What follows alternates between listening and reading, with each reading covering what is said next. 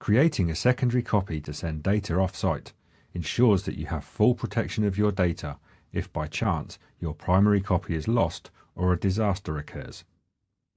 From the navigation bar, click on Manage to expand this section. Click Plans. This view displays the plans currently configured. To add the secondary copy to the plan, click the plan name. From the Backup Destination section, click Add Copy. Provide a descriptive name for the secondary copy. Select the source copy for the data. Select the storage to use from the drop-down list.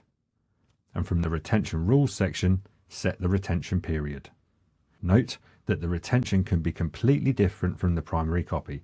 For instance, the local disk copy can be kept for 30 days, where the off-site copy may be kept for 90 days. Once the retention is set, click Save. The secondary copy is now displayed in the Backup Destination section. This means that starting from now, all data that exists in the primary copy will be copied to the secondary copy. This is achieved by a process called auxiliary copy jobs, or aux copies. The auxiliary copy job is automatically scheduled. You can have multiple secondary copies going to different locations. Let's also create a copy to a tape library. Provide the descriptive name for the secondary copy, select the source for the data, select the tape library to use from the drop-down list, and from the Retention Rules section, set the retention period and hit Save. From the Backup Destination section, click the Actions button next to the new copy and click View Jobs. This will show you any jobs that have yet to be copied to the new copy. You'll see a number of jobs with the status to be copied. These will be copied when the automatic schedule is started.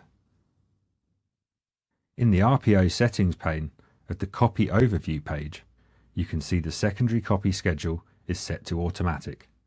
By viewing the details, you will see the schedule is set to run the secondary copy job every 30 minutes. This means that every 30 minutes, the system identifies if there is new data that exists in the primary copy to send to the secondary copy. If there is data identified, the data will be copied. If no new data exists, the aux copy job will simply complete.